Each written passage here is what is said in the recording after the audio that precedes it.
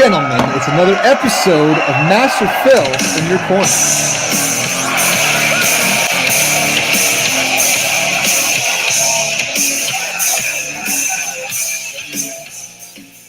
Yeah, here we are, guys. Another episode of Master Phil in your corner with me, Master Phil, and of course, my partner in crime over here, Dougie Fresh Friedman, out of the Undefeated Media Studios. And this time we're remote because I'm on vacation. You can tell because I got my Hawaiian shirt on. Other than that, it's another day in the office because the show must go on. It doesn't matter where we are. We have to get the word out in the street because there's some timely issues that need to be addressed.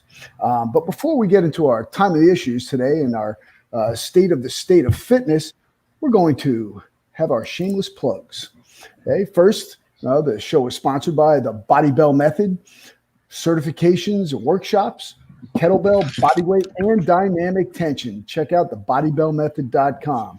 We also have Survival Strong, seminars, books, and videos. Survival Strong. Check it out on our website, thephilross.com or survivalstrongoriginal.com. We also have the Kettlebell Workout Library, over 100 kettlebell and bodyweight-based workouts available at philross.com, or just check out Kettlebell King. Another new one is called UVQ Fit. It's live virtual training. It's group, one-on-one, events, games, and much more. The site's up right now, but it's going to fully launch within a few weeks, and it's going to be sick, top shelf, fitness. Have top celebrities there. It's going to be great. So, we are having one of my brothers in the fitness world back for a return trip because you know what? You needed to have him back. We have some things going on in the world of fitness that really need to be addressed. And he's a very good friend, another brother here. We have Rolando Garcia III, and we're gonna bring him on the podcast right now. Hey, buddy. There you go. Welcome, Rolando. What's up, my brothers? Master Phil, Doug. Ooh. Master Phil, I tell you, you don't know how envious I am of you right now. You're on vacation. You got the style, the aloha shirt. I mean, I'm from Hawaii and I don't have an aloha shirt. You're rocking the Magnum PI style. I have three, my friend. I have three. Wow. You're better than me. You're better than me. Now you're rocking it, brother. Oh, I'm all about Magnum PI. Yeah. Actually, it's really funny. Before we get into the state of fitness here, now you bring up Magnum PI. I do kind of have a funny story. Back in the 80s, I was very much into Magnum. I mean, yeah, come on, who wasn't? He was the man. and I had a situation where this is a very serious situation. Oh, we're smiling and laughing right now. But a guy stabbed a guy 8 times right outside my apartment. I didn't live in the greatest area in the world at the time. The guy stabbed the guy 8 times. Make a long story short, the guys who stabbed him came to my apartment to use the phone. And so Percy was with me. This guy's like, oh, yeah, I need to use the phone, da-da-da-da. It's 1984, and I don't know, I was a little suspicious. This guy's covered in blood, and he had his shirt out of his pants. Now, nobody wore the shirt out of your pants back in those days, okay? It was all tough. So, and I noticed something in his back pocket, and I'm like, this is weird. So he leaves my apartment. I walk out, and I look up the street, and there's a guy laying on the ground. His lung was hissing, right? So this guy's walking down the street. I yell to him. He takes off. I chase him. He pulls the knife on me. I smack it out of his hand. I get him on the ground, lock him up, and then 12 cop cars come there, guns drawn, right? And I was so chill, I look up and I say, don't worry, boys, I got him, right? So now I had to go down to the police station, and I think I'm Magnum. So there I am, I'm in my Hawaiian shirt, my jeans, my flip-flops. I walk in, I go, that's the guy.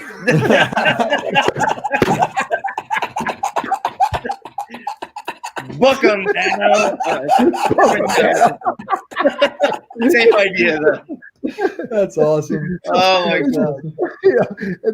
Oh God, it was just a funny story. But hey, the good news is that guy lived. Good. He got Good. stabbed 8 times. I don't know how That's the heck crazy. he lived. Yeah. Nuts, right?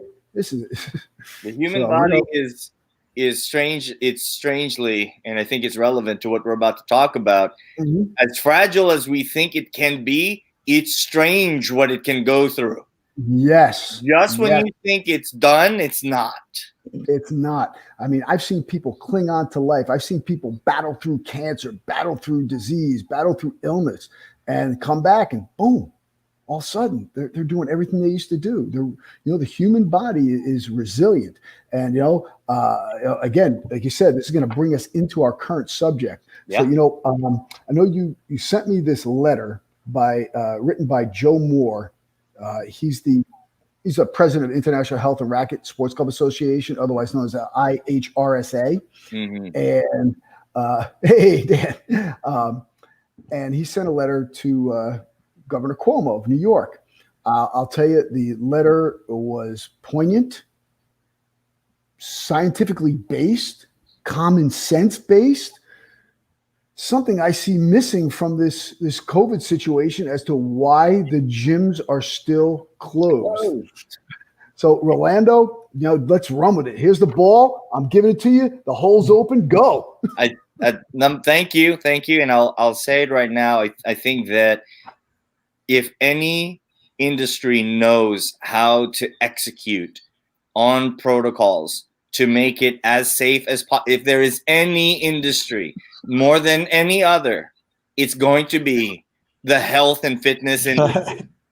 You think? You give us a protocol, we will wipe down every bristle of every toothbrush, of every door handle, right? Every weight. That's just what we do, and it makes me wonder, how many of these policymakers actually have been to a gym recently. Yeah. Okay. Hey, listen, how many guys do we know in the industry, and guys and gals, including all of us, that are complete germaphobes? Right? Oh my God! Don't get me started on that. Oh my And they're God. doing it. They were probably doing it before this whole thing started. They were probably doing that. COVID even came up. Personal trainers are some of the biggest germaphobes, and there are brands, not just fitness professionals. There are entire brands that will actually respray down and wipe down every piece of equipment.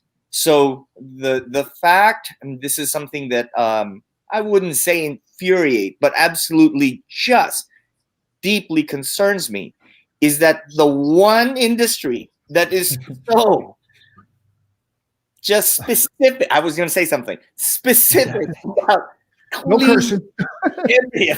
every piece of equipment. And now all of a sudden, we're now being told that we are the source? Yes. Yes. It's our fault. It's our fault. It's our We're the source. people. I mean, has anybody read the study from Sweden where they took with 7,000 people? And clearly the Swedish gym was not the case, right? And clearly. So the real question is, where is this coming from? And I wanted to have this conversation, and also to have this be an absolute source of information for so many of our colleagues whose only real mission is to help people get healthier and more fit, and ultimately more resilient in a world that is now ravaged by the pandemic. I have so many colleagues, and I'm sure you do too, Master Phil, who are I actually just want to help my clients get back in shape, because they are now more at risk. They are now more at risk because now they are sedentary. They are at risk for developing underlying conditions, which is directly connected to COVID. So the fact that so many people who have the right heart set and the right mindset are being prevented from fulfilling this mission is absolutely mind-blowing to anyone in the Let's just look at the name. Health and fitness. Health, right there. Fitness, right there. Okay, here. Over 300,000 people a year in this country die because from the direct result of a sedentary lifestyle. Yes. Sedentary living has surpassed smoking as the number one preventable cause of death in this country. You look at the comorbidities associated with COVID-19. What are they? CHDs, any issues with the heart, obesity, diabetes, high blood pressure. So many of these comorbidities are associated with the death rate of COVID, and yet we're being prevented from working out. Smart move. So, I think Rolando froze. He's frozen. Rolando froze. Bring him back in. Uh-oh. All right. Well, we'll give him a second to log back in. Okay. But yeah, you're absolutely right. It's completely mind-blowing. And then, all of these edicts were passed out just on supposition. Where's the data? Where's the data pointing to the fact that gyms are a source? They're calling gyms a petri dish. Okay. I'll tell you what, you come into my place, and it was like this prior to the COVID. Okay. Mm-hmm. I did some extra measures for prevention of viruses, or, helping to reduce the spread of virus with the filtration systems and the UV lights and so forth, the taking of the temperatures and everything. But my place is always clean. And we upped up the clean a little bit. We clean between every class instead of every other. So it's been crazy. We are able to get Rolando back. I told him to click. I told him click here. He's coming. Here we go. Okay. Hey, we're back. All right. Let's see. Oh, there you are. He had to go back to the gym and clean again. Now he's back. That's right. So had to wash it again. Sorry, I had to go wash my hands. Right. Rolando, what I was talking about was the fact that, we have cleaning protocols in place, and the fact that our illustrious governor here, Commandant Murphy, has throughout the edict said that gyms are a petri dish. Okay, what are you talking about? Okay, what are you talking about? You go into and prior to this, you go into my facility. It smells lemony, fresh pine sol. You went that route. Smell. Yeah, I love it. Yeah. Very distinct. Yeah, and I purposely we were cleaning every other class. Now we clean between every class. Anytime someone comes in, boom, everything gets done. I put in some air filtration systems to keep the flow of air going, but. We can handle this, okay? Yeah. And where is the data, Rolando? Where is the data that Cuomo has, that Murphy has? Where is the data that shows that people are getting COVID, contracting it in a fitness facility? They don't have it. They don't have it. I think that if they do find it, they'll find the Loch Ness monster in the same process. Because it doesn't exist. It does exist. It would help the public. Just overall, here's the data, by the way, right? And now I'm not going to name, but having heard from some individuals I know from other organizations, even their own internal data shows that there is 0.001% cases relative to not just population total membership, but even total population of the employee base. There is nothing in place that says that we are on the one end at risk, like as a source, or even like the top risk right? Yeah, exactly. I mean, yeah, there's one that says that we're like 16th on the scale, and the funny thing is that they have casinos and other public spaces, restaurants, everything that are already open, and what are these other places promoting health? Here's the thing that bothers me the most. Okay, we know that a healthy immune system battles most things. By the way, Rick Ruffman chimed in, said, "Yeah, total lie, and it's no data whatsoever." Yeah, there is. Here's the thing. I want to say this. Okay, March 10th through 15th. You know where I was? I was in LA. Okay, I come back 16th. I'm in work. They shut us down. Okay, so I was in the heart of the COVID that at the time, right? So I went there. Okay. I've gone to work every single day. By the way, one of my employees, one of the guys works with me, was in California. He was in California for 3 weeks. Comes back and we're training, doing jujitsu, this, that, and the other thing. Then all of a sudden he gets sick. His whole family gets sick. He thinks they have the flu, but they get tested for the flu. They don't have it. Mm-hmm. Now I'm wrestling with the guy. We're doing jujitsu, everything, right? He goes for the antibody test. Guess what? He's got the antibodies. Yes. Okay. He and his wife had the antibodies. So here I was on a mat with a guy who was infected with the COVID. Nothing happened. So I go to. I just got back. I went to North Carolina. I drove my daughter down to Florida. And I took a flight back, got tested. Guess what, guys? I'm fine. Right. Okay? How is this? I don't know. Maybe because I'm in good shape. I eat properly. I take my supplements. Yeah. Okay. And you know what though? But hey, there's no problem having the casinos and the liquor stores open. Those are bastions of health. Right. That's where the cognizance, and that's where I think that just adds to the frustration of so many of our well-intentioned fitness professionals. How is it that I just want to get my clients moving again? Yes. Because so many, I've heard this with all of my colleagues. I have people emailing me or texting me saying, I put on 12 pounds. Right. Now I'm afraid to go outside.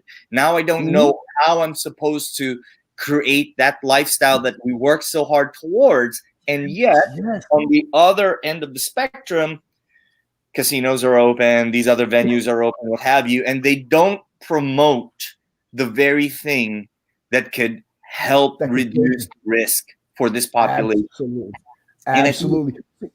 That's the major disconnect. And there's many ways we can approach it, but at the end of the day, I think we here, at least in this conversation as a state of the state, I think we can agree that health and fitness now more than ever is a need, because you and I were coming up during the days when it was a niche sport. It was like bodybuilding. Then it became a luxury, and then it became a nice to have. But can you believe we are now at that inflection point?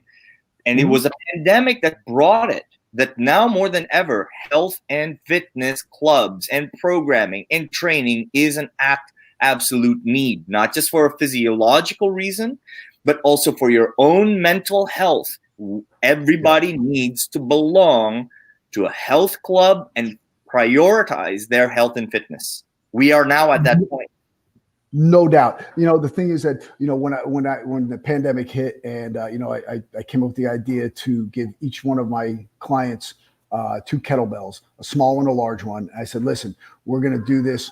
I'm running classes, and, they're on the American Eagle Live site. They're still, and we stored all of them so they can refer to them anytime they want. Body weight and 2 kettlebells. And that's all we did for months and months and months.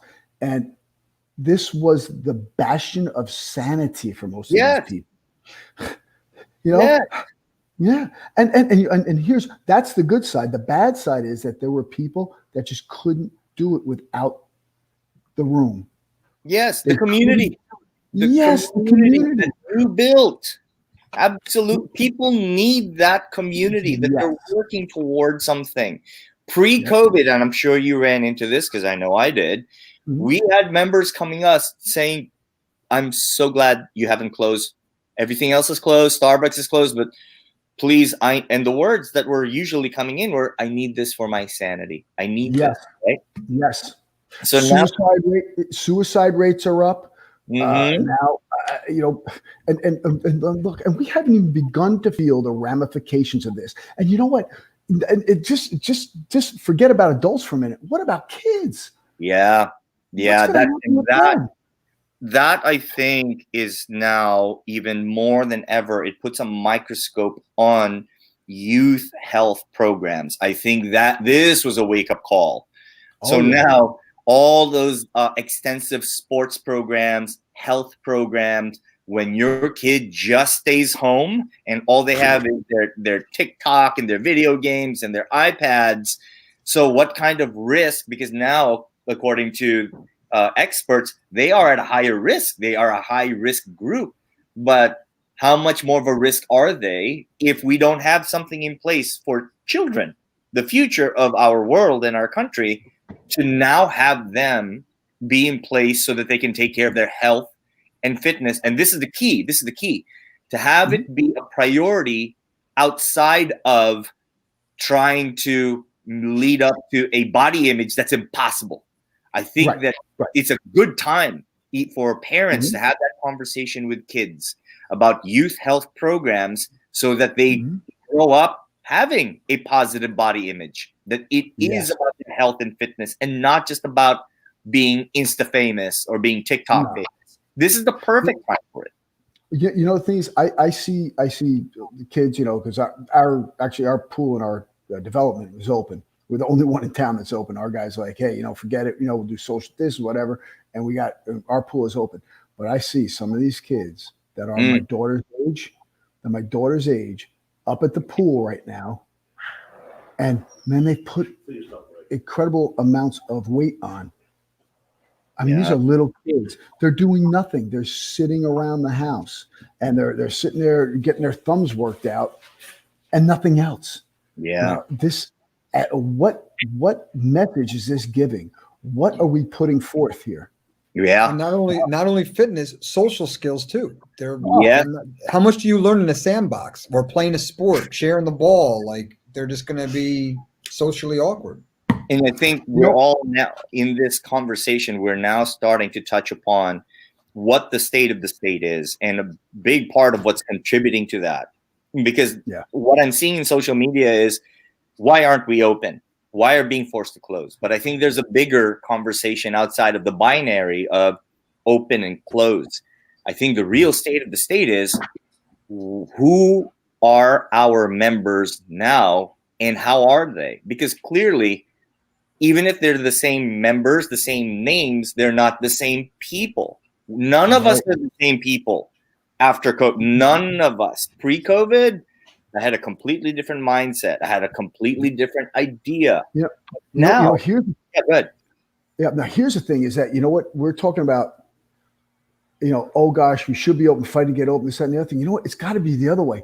It should be an edict how to get us open. Get us open. Right. And that's not coming out. There's no information on how to get us open. You know why? Because they can't identify what's wrong. They're just throwing things out. But here, just listen to this. And here's how there's no science being applied to this whatsoever. Okay. Governor Murphy sends out this. I can't help that. I'm trying not to, but tell us how you really feel. He sends out this edict, right? He says you can do full contact boxing, full contact wrestling, full contact martial arts. Yeah. Where you're breathing on someone, sweating on each other, exchanging bodily fluids, right? But guess what? Has to be done all outside.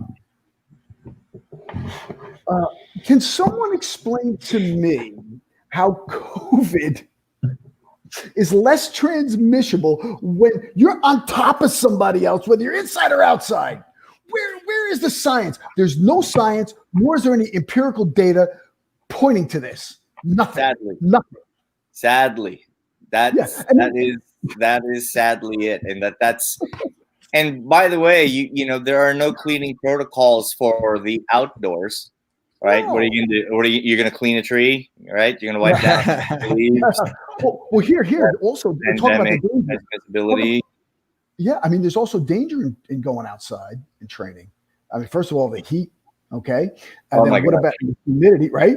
And what about the humidity? And what about we're going to move MMA cages and wrestling mats and boxing rings outside? Oh, and how about what happens? I mean, we had to cancel MMA shows that were outside. Why? Humidity on the mat. Guy stepped on the mat, slipped, snapped his knee, boom. No one can fight on that. So what are you saying? You're right. And that's another part that complicates the state of the state. I think that's where it shows a clear disconnect between the fitness industry in terms of what we're trying to achieve and how we're operating, and ultimately the people who make the decision. And I think it is important that we're all unifying. I love that Joe Moore wrote that letter. That's beautiful. Very clear that this is a very responsible industry. Fitness professionals whose entire mission is to take care of your health and fitness, not, we're dedicated to you winning at blackjack or dedicated to you, winning a drinking game. We are absolutely committed to your safety, health, and fitness. So if anyone should be in phase one, should be health and fitness. But I think this is where, and I kind of want to address this also. We have to be very careful of it, because if we do get our wish list, and some of us did, we heard from Governor Cuomo that, we can start opening relatively soon. We have to be very careful that now that we have our wish list, how do we now approach the market that is looking to come back? Because they're not going to be the same. And here's a couple of examples. And we know this one is data driven. How many of them do we know were exposed to COVID? Do they have any lasting symptoms? And it's not even from transmissibility. Are they even the same person physiologically? Number two, are they even the same person emotionally and psychologically? Because what if they lost someone to COVID? And then number three, were they impacted economically? Do they still have jobs? Or number two, if they have a job, are they making the same salary that they used to? So these are the things that we ought to think about, because I believe that by the time we have a certain lens as fitness professionals, clearly we'll be very open, but our members, as happy as they are that they're going to come in, we have to be very careful that some of our members may come in with a lot of trauma, some sort of psychological and emotional distress, and may not be able to vocalize for themselves. So I think this is a good time for the fitness industry to also reflect on, what type of empathy tools do I have? Here's a good example. You may have somebody who's on that treadmill. They have their mask. And then halfway through something, they just stop. And they stop, why? Because they had a relative who is on a ventilator, and then they found out that that person just passed, right? Are we equipped as professionals to have that empathy? So we're not just addressing the physiological anymore. We're also addressing the psychological and emotional. And I think that's the call to action for our industry. I think that we're doing a great job in terms of making the case to opening, but I think the next step after that is, how are we making sure we're equipped, we're better and prepared, so that we earn that trust from our members and say, we have you physiologically, emotionally, and as a whole person.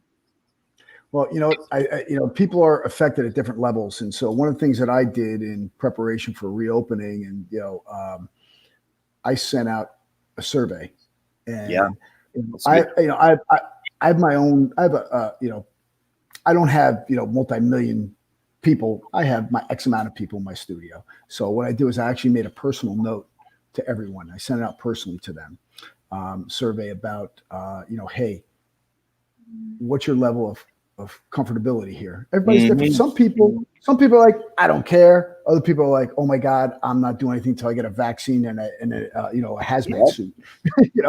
Everybody's different. So, you know, and you know what? And that's the thing. See, we probably think differently than most people, especially me. I know I'm not afraid at all. Honestly, I'm not.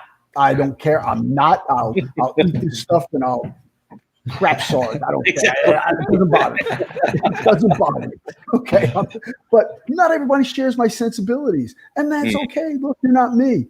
And I don't expect people to be like me. I learned that years and years ago. Not everybody's going to be you. And yeah. But the thing is that we have to have a wide array of acceptability and empathy. Mm-hmm. I got some people that, I mean, they're lovely, intelligent, super people, and they're petrified. They're petrified. Some don't want to do anything till there's a vaccine. Other, you know, who knows?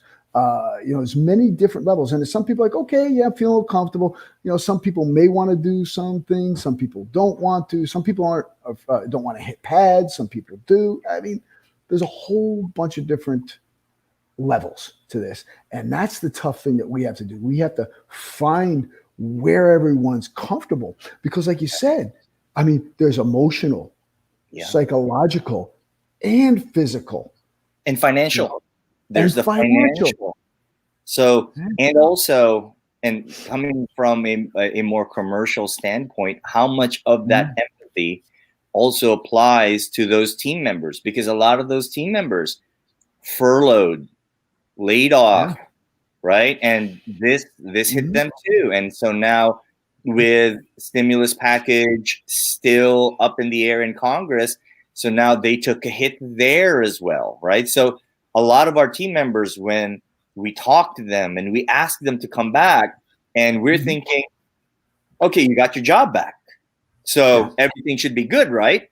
That person just went through a very similar, and if not worse, roller coaster in the past 5 months, because they were impacted in a way. Because remember, a lot of these team members, front desk, maintenance, those guys and gals who are just wiping that equipment, a lot of them are at minimum wage. So when we bring them back, how much of that empathy do we then apply to them? And most of all, those instructors, yoga instructors, Pilates instructors, coaches, who are just, a lot of them are just paycheck by paycheck. How are we preparing them so that when they come back, they have a platform, they have a forum, and they have a sense of support? And also, those same people will have their own concerns about face mask. Am I supposed to clean this? Am I safe here? So a lot of our team members and professional may have the same financial, emotional, physical, and psychological trauma that our members have gone through. And this is something I'll add also. What do you now do when you have the professional who is suffering a form of PTSD, and the member who's suffering a form of PTSD? And now you see what you see, right? So now, that's what I mean by this is our opportunity as an industry, one, to self-reflect. Hey, it's okay. We went through some tough times. I'm now going to look at the member and say, if that member is not having the best time, I'm going to just take off my mask and run off the treadmill. Or, you know what, I'm going to cancel my membership. Or, you know what, Master Phil, I just can't do it. Do we argue, hey, I'm just trying to help you get in shape? Or what type of approach do we have so that we are addressing all of these concerns, right? And I think that's the true state of the state. We've been through some tough times, and we're coming out of it, but we've been through it, and it has to be acknowledged. Well, the other thing, too, that we have to understand is that, okay, let's say we get through this. Now, you don't think in the back of everyone's mind, what's next? What's going to happen when there's another disease that comes out?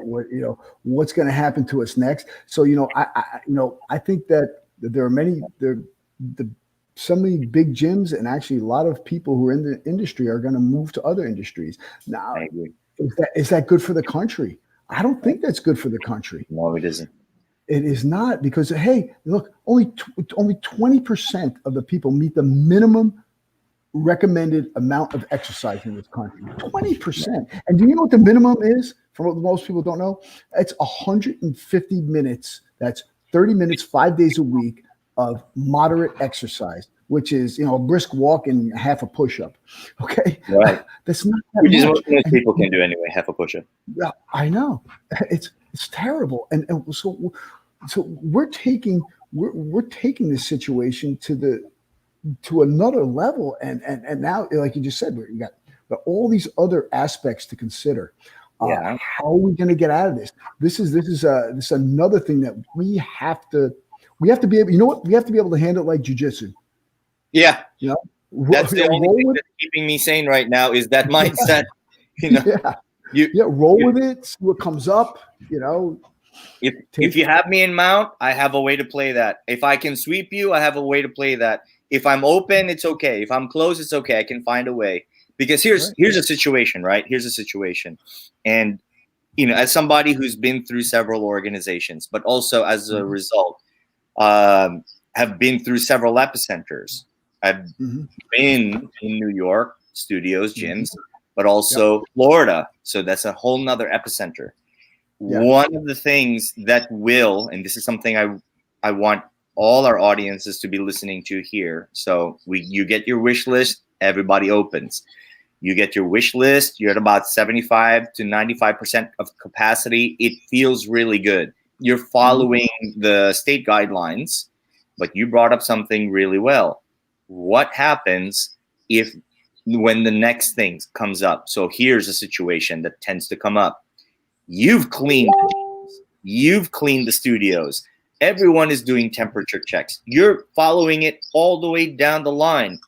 But someone who's been to the studio, either a team member or a member, contracts COVID someplace else or gets exposed someplace else.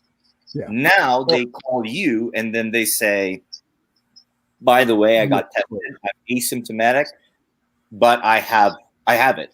I actually have COVID. I tested positive.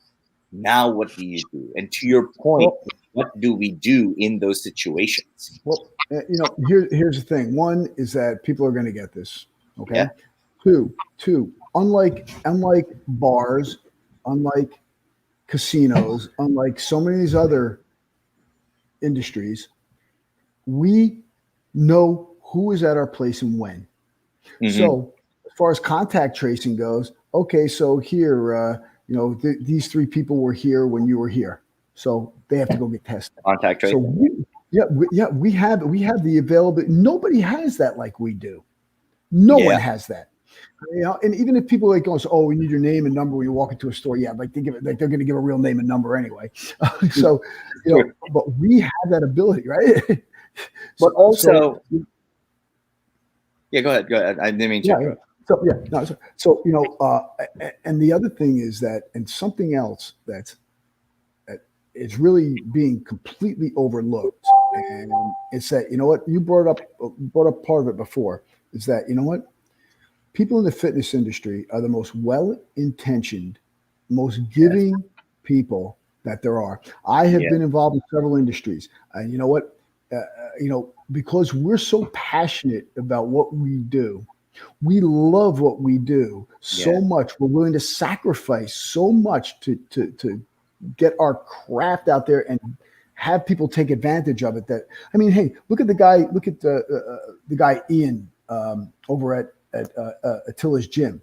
Now he just got hit with $150,000 citation from Murphy. Okay, and you know what? As far as I know, no one had COVID in his gym ever. Yeah. Isn't that something? And I think that's where so much of this, you can hear it from our colleagues, is that that's where the source of frustration is. Being told that we are a source of COVID leads to our source of frustration, because we are, from as far as I know, we are a source of very well-intentioned individuals who just wants to be a part of the solution, and that needs to be heard. Yes, we are part of the solution. We are a part of the solution. We're not people who are like, I can't wait to open because I got to do a $5 billion underwriting trade. I can't wait to do that, right? No one is here thinking I have to do this because I can't wait to make billions of dollars. No. We're doing this because we understand that it has a massive impact on our health, fitness, and overall wellness, and we can be a part of the solution. The frustration is that when policymakers do not see, let alone acknowledge this intention, that's when you see letters and ultimately lawsuits. There are lawsuits as a result. There's going to there'll be some coming down. Now, let me ask something.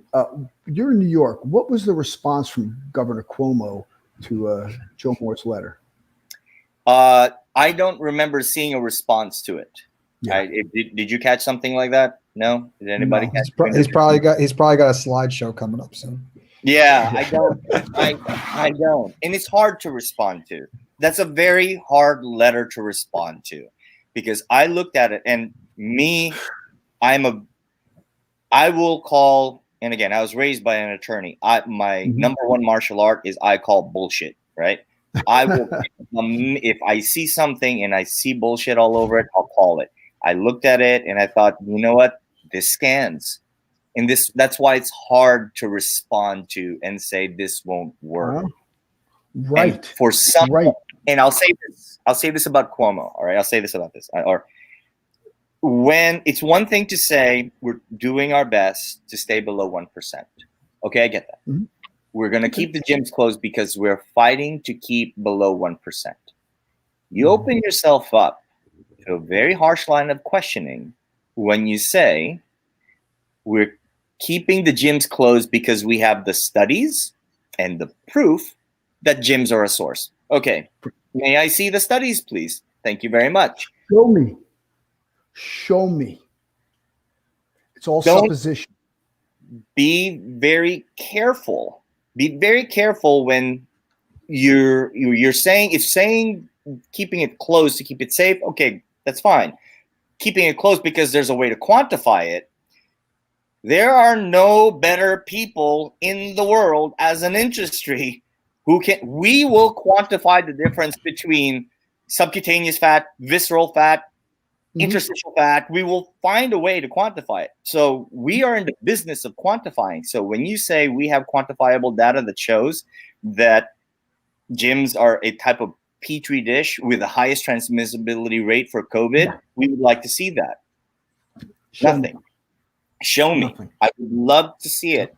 And you being a martial artist, both of us being a martial artist, some guy steps to us and say, hey, you know what? I'm grandmaster of 20 martial arts. All right. Show me. I can do it with the Aloha shirt. I can do it without the Aloha shirt. You're going to show me. You're going to show me. Let's see what you got. The thing is, here thing is also too that we've been trained together. First we started outside. Now we were allowed to move inside, and we started to train together on June 1st. Now we're going on 4 months now. Wait, no, 3 months. No, 4. Wait, June, July, August. Yeah, we're going on 4 months. No issues. Yeah. No issues. Okay. We're doing our temperature checks. We're sterilizing the studio. We've had our social distance. We're doing everything. Yep. So now now you have to ask yourselves. We have to ask ourselves. All right, we had outbreaks. Okay, fine. We had outbreaks in which parts of the country? Okay, fine. We have had some closures. Okay, fine. Can someone name the source of these re-outbreaks? And does one of them involve a gym or a studio? Or does it involve riots? Right. Right. And here's one thing I want to throw to your combo, guys. Out of all the industries out there, yours is super customizable. You could say, okay, we're going to have one person in the gym at a time. We're going to have 2 people in a job at a time. Other industries like hair salons, someone's up in your grill cutting your hair, without naming locations or whatever. But I've been out to some of these restaurants and bars. Some of them, Phil, you're probably going to go to while you're on vacation. You can be when you're at the bar or the restaurant. When you're at the bar, you don't have to wear a mask. When you're up shoulder to shoulder with people getting a drink, you don't have to go wear a mask. But when you go to walk to the bathroom, you must wear a mask. When you're by yourself walking to the bathroom, like these rules don't make sense. And your industry is perfectly, like you can customize it and have the rules that you need to have in place as you need to. And instead of like saying like, all right, we'll have 1 or 2 people at a time, we have to just shut them all down. It's craziness. Wait, we have to back that up. I've been to some of these places and I want to wear a mask in the bathroom.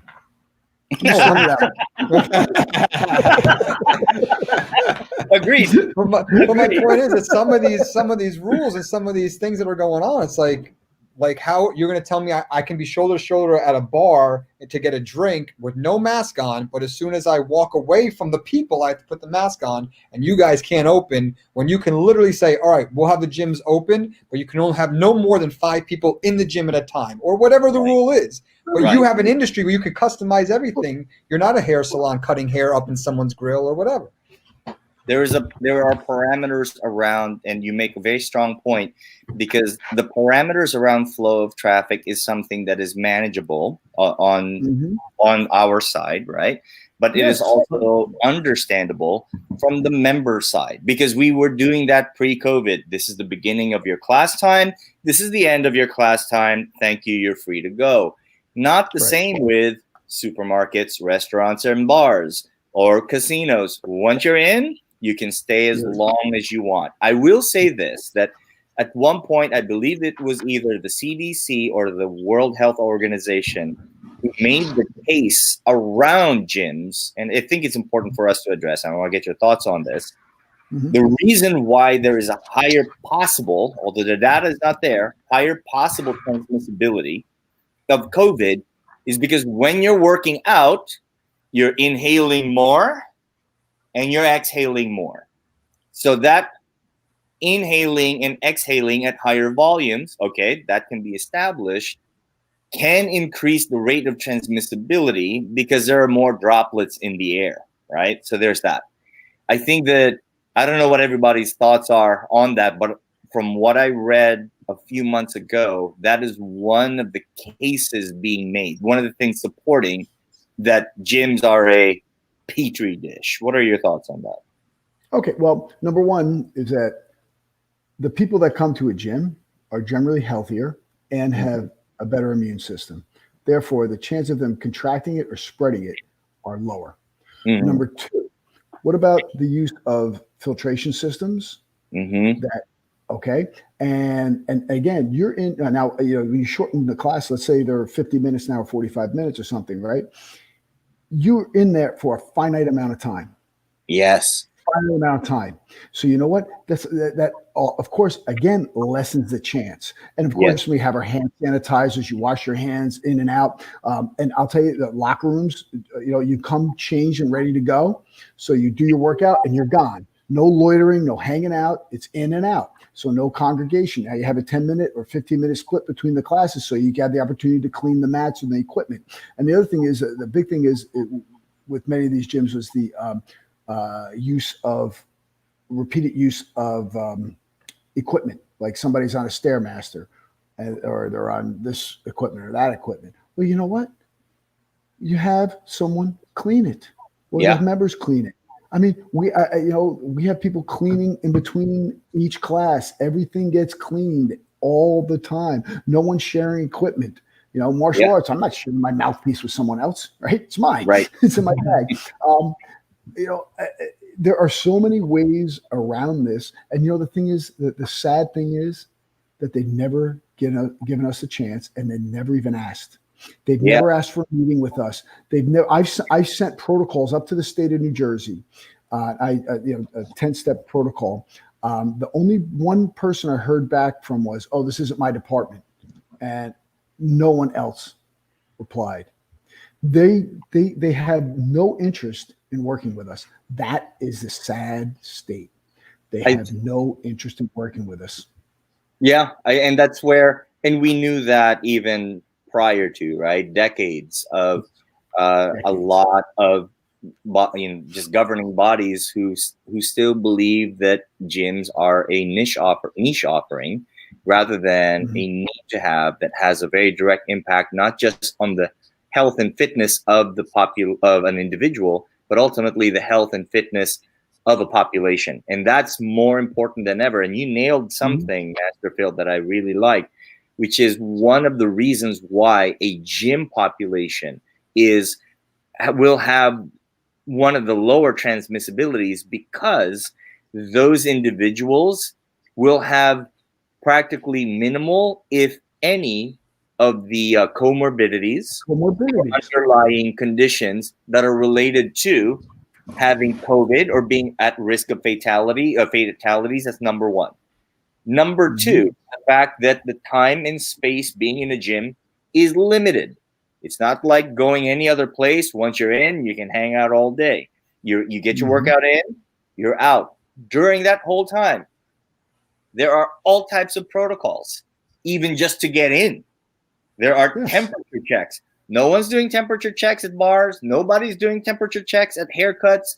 No one's doing temperature checks anyplace else but at gyms. So the protocol to come in, the fact that it's a low-risk population because you don't have any of those comorbidities associated with COVID transmissibility and fatalities. But last but not least, it is a fixed time and space from point of entry to exit. So I think we're here, and I think it's good that we're having this conversation, because what we're also doing is shaping the argument for not just reopening, but should we reclose again, we should not be in phase 4, phase 3, or phase 2. We should be phase number 1. Yes. Phase 1. And we prioritize the members' health and fitness, and then we lead by example the usage and implementation of these cleaning requirements. That's where all these conspiracy theories come into play too. Because look, I'm not a conspiracy theorist, but I am a realist. And you look at this situation. Look, we know that a healthy immune system can beat most things, or prevent us, or at least lessen the effect of an illness if you contract it. I mean, that's known. Okay. Now, we must also now consider that the way that we're viewed, which, okay, what are they? Fitness nuts, health nuts. You know what? I take umbrage with that. And why are they saying that? Why? Because what we do is hard. Okay, it's hard to watch what you eat. It's hard to stay in shape. But you know what? We are doing what? We're making ourselves strong. We're creating immunity. And the thing is that I don't hear the government speaking to this. I just hear them, wait for the vaccine, some therapeutics. They're not talking about, hey, lose weight, get in shape. We should be part of the solution. But you know what? The drug companies can't make money off of us. Thank you. The medical industry cannot make money from us. And the government can't control us if we are healthy, strong, and of sound mind and sound body. Because this doesn't stop here with this. It also has to do with mental health. I will guarantee, I haven't looked at these stats yet, but I know that there's, I did look at the suicides are up. But how about the administration of SSRIs, the selective serotonin reuptake inhibitors, all of the antidepressants and things like that? How much has that increased during this time? Exactly. Oh, that's another government controlled, big pharma, driven means of gaining financials from us. It's another way that they can extract funds from us and keep us, keep us needing that control. I think that it's all control, man. I hate to say it, but I have to bring it up because I'm not going to say I'm a conspiracy theorist, but I'm a skeptic. All right. So for example, everybody knows this, I'm sure, but if it's new to anyone, you probably already know this, Doug and Master Phil, that whole study about how the egg yolk is not good for you, right? Because it's high in fats. So if you want to be lean, get rid of the egg yolk. And then you find out later on that the fats in the eggs are actually the good fats. Those are your omegas, your EFAs. And then later on, you gotta go, but wait, so who funded the original study? It was the dairy board and the cereal board, because they were in competition with breakfast, and they didn't want breakfast to be something very healthy and hearty. They wanted their enriched vitamins on the cornflakes with the dairy, and that's considered a healthy breakfast.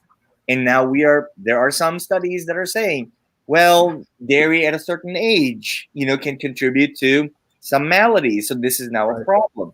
So ever since you and me, pretty much three of us, being in fitness, we have a skeptic mindset to begin with. Because we got to the fitness industry because the initial intervention was get your Wheaties, get your milk, and eat this way, and don't lift weights because you'll look like Schwarzenegger. You want long, lean muscles, so you should only do cardio.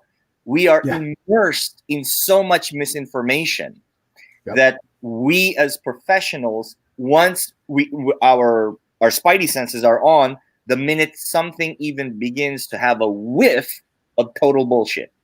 Right. And this reeks. Reeks of it. One of the things that reeks of it. Number one, we have the data. Show it to us. No one has shown it to us. Number two, there are other studies that have shown that this is the lowest place of transmissibility. You mentioned the Sweden study, right? Yeah. The third one that I have to mention is the fact that, to your point, there are other competing interests with regards to health and fitness. You mentioned pharma, for instance, right? There is another piece to this that makes, the skeptic in all of us. You don't even have to be a conspiracy theorist. You just have to be intelligent about it. Why are we not being asked to actively participate versus passively participate? Exactly. Passively, they don't even want us to participate. They want us to just wait to hear what they pass down to us. You are, and again, I say this and this is across party lines, across the entire country. Oh, yeah. You can never ask an American to just sit and wait and digest whatever information you give to them without one of them saying, hey, why are you doing that?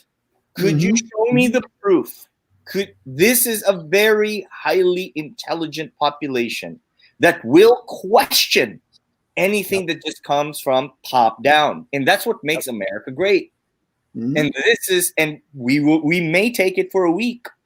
We may take it for 2 weeks, 5 months of being just passive participants.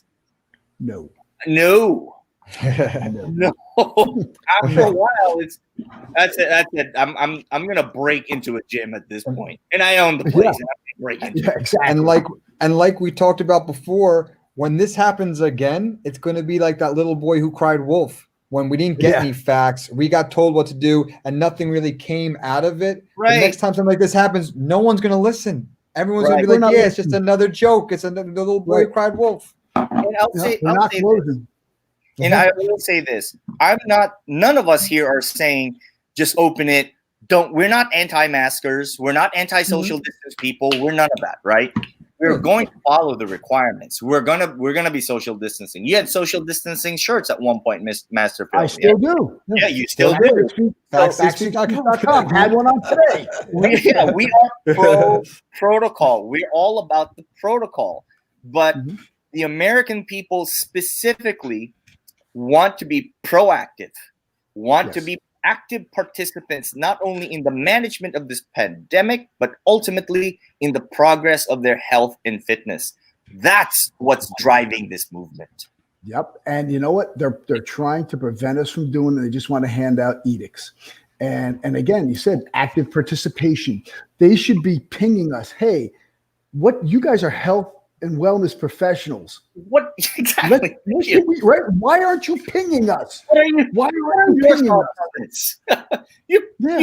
You look like you bench 250. What's your you look like you work out. Yeah. Why don't I talk to you about just a few things? Just maybe a few things. Number one, we'll wipe things down. Number 2, we will exercise social distancing.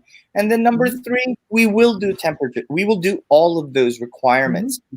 And I think that we've nailed, in my opinion, we've kind of nailed it on the head, hit the nail on the head here, in that we as fitness professionals who believe in autonomy over our bodies and helping others be autonomous over their own bodies are absolutely seeing on a daily basis what being passive in this situation is resulting in.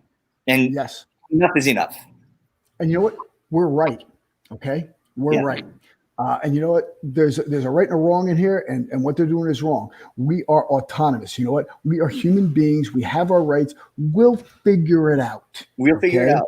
We'll figure it out. And the thing is, not like we said, and I don't repeat myself here, but you know what? Not only have they told us what to do, and we're supposed to sit there and just kind of go along, but they're not actively engaging the people, the industry that should be part of the solution.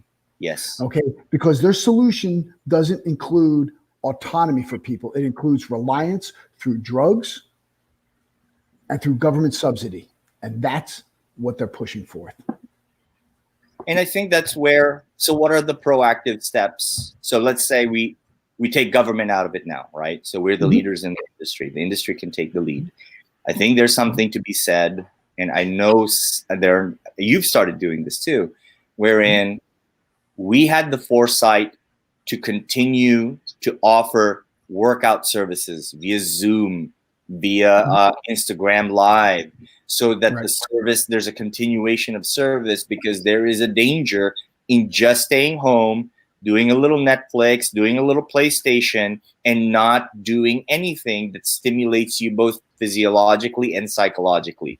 That's one thing that the industry has really taken a good step forward. The other thing I would recommend also as a proactive is, I think I am several people already doing this, check in on your teams. Just check in on them as people. Whether they're laid off, furloughed, working part-time, just check in on them too. Because the people who help are the ones who need the most help also. Like I keep checking on my people who can't even afford to do my online training. They've lost their jobs, so forth. I check on. I throw them a text. Hey, bud, how you doing? How's it going? Anything? Just check in. Just let them know that I care, and doing everything we can to help them out. And I mean, if that's the one message that I'd like to put forth, is that we care, and we care about our people. And the fact that we're being told that we're not supposed to care about our people anymore. I mean, this is ludicrous. Never in a million years did I ever dream that it would come down to this. And at the end of the day, isn't that the most essential thing? Yes.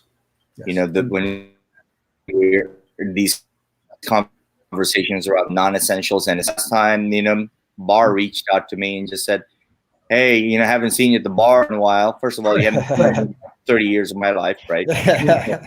But there is no other industry where retail's not going to check in on you and just say, hey, Master Phil, how are you doing? Restaurants are going to check, hey, just want to check in on you as a person, right? Just want to make sure you're okay. How much of that? But then you find in the fitness industry, free stuff on Insta, free workouts, and even fitness professionals, just Zoom, free workouts. We just want to keep you engaged, just keep you moving. That is a very good-hearted, good-intentioned group of people that I believe deserve better than the kind of treatment and regard that we're receiving now. A little more respect, a little more intentionality around how we can go to the next steps. And again, hey, you know what? What we have to do, and what the government should be doing, is leveraging us. We have a lot of well-intentioned, incredibly intelligent people, not just a bunch of meatheads that they think we are. I think we can if we can get that out to everyone. And again, this format has to be leveraged, because throwing out memes and throwing out posts on Facebook, Twitter, everything else, A lot gets lost in translation. But if people are listening to what we have to say here, you know what? We got to use venues like this to get this movement pushing forward and get back to work and get back to health, because that's what we need in this country. Yeah. And Rolando, real quick, I want to touch something that you said a second ago. Like, if we were to take the government out of this, how will we proceed as an industry? We also have to remember we live in a free country. Like, we should have options. We should have choices. So we live in a free country. And if your gym, let's just say the government was out of it, if your gym is not upholding to those standards and then the safety and the sanitary, people aren't going to go to your gym. They're not going to go there. They have the choice. So Jim, if you got it, like, we live in a free country, you should be able to clean and being a marketing guy, like, you're going to want your gym clean. You're going to want to tell people we're following procedure. You're going to want to install, like Master Phil installed, like UV lights, air purifiers. He's got the guns that do the thermostat. Like, he's taking all the protocol, and as a market and your mindset as marketing, like, that just helps your business in the long run, coming from like a marketing and business standpoint, because we have freedom of choice and we should be able to live our lives as in a free country, but we're just being told what to do and no say. Yeah, that's and I think, yeah. Go ahead, Master Phil. Oh no, I'm just gonna say, just to leave everyone with a final note is that, you know what, we're Americans, we're hardworking, we're loving, we care, and we're gonna get through this, and we're not going to lay down. Yeah, exactly. Because you'll get fat. Yes. Rolando, again. Hey, man, I told you, we're smart. Yeah. Rolando, again, thank you for being on the show. It's great My to have you here. Always, brother. And talk about Karen. We have a